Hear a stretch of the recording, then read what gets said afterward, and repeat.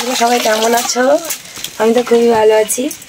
তো তোমরা কেমন আছো অবশ্যই কমেন্টে জানিও। আজকে একটা ব্লগ দিচ্ছি, আজকে একটা নতুন ব্লগ, তো রান্নার ব্লগ যেটা।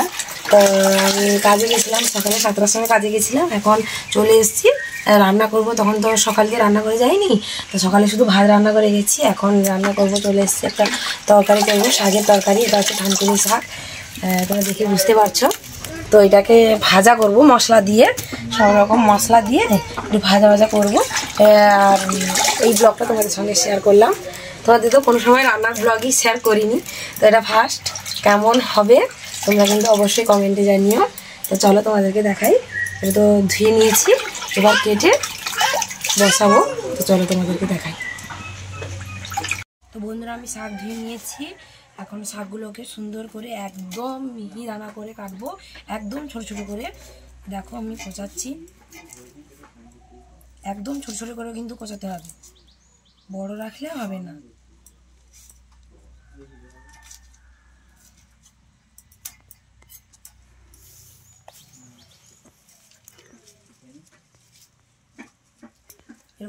এরকম নিয়ে ছোট ছোট করে একদম সুন্দর করে একদম ছোট ছোট করে কোচাতে হবে।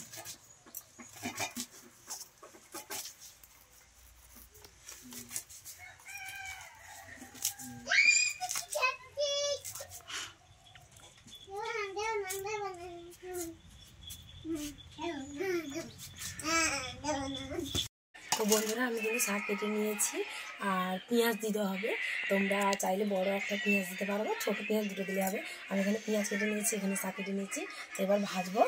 তো অনেকে কিন্তু থালকুনি পাতা কাঁচা তো খাই আমরা, আর অনেকে অনেক রকমের পদ্ধতিতে রান্না করে। তোমরা কারা কোন পদ্ধতিতে রান্না করো অবশ্যই কিন্তু তোমরা কমেন্টে জানাবে, তাহলে আমি তোমাদের কমেন্ট পড়ে আমি রান্না করতে পারবো, বা তোমাদেরকে সেটা ব্লগও দিতে পারবো।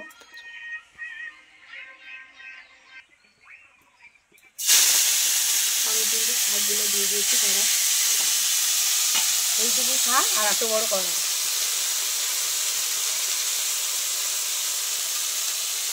কী করবো, ছোটো কড়া নেই, গরিব সংসার তো, এই জন্য বড়ো কড়া। এরকম ভাজবো আমি।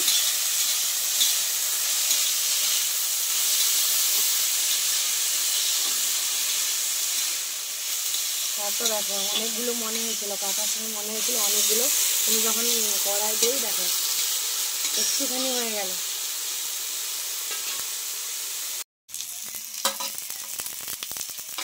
তো কিন্তু শাকটা কিন্তু ভাজা হয়ে গেছে, দেখো। বেশি ভাজবে না কিন্তু, অল্প করে ভাজবে। আর পেঁয়াজগুলো দিয়ে দিলাম, একটু বেশি করে পেঁয়াজ দিলে খেতে ভালো লাগবে, স্বাদ হবে।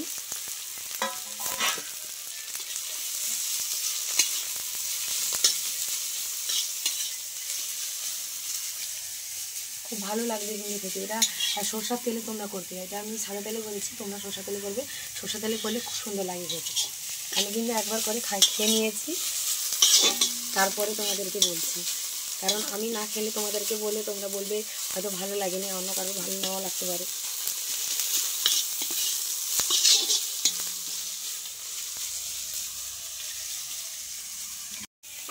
তো বন্ধুরা, এতে কিন্তু মশলা পড়বে, তো লবণ দিলাম, এবার একটু হলুদ দেবো,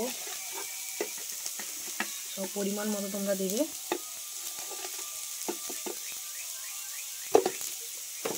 সব রকম মশলা দেবে, চিকেন মশলা আমি দিলাম, এবার গরম মশলা দেব, হচ্ছে না কি। তারপর জিরা মশলা, তারপর ধনে মশলা, সব রকম মশলা অল্প অল্প দিয়ে একটু তেল দিয়ে তারপর ভাজবো।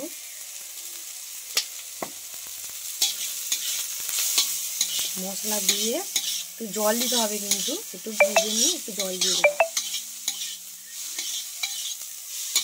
আবার বেশি মশলা দিয়ে দেবে না, তাহলে ভালো লাগবে না।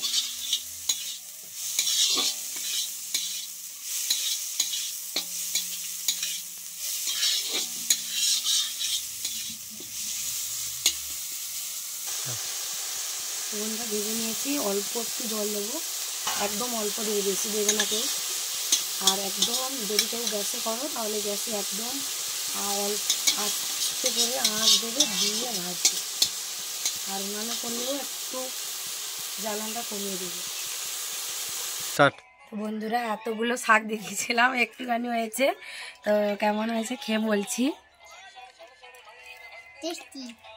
টেস্টি হয়েছে বলে দরকার, টেস্টি হয়েছে।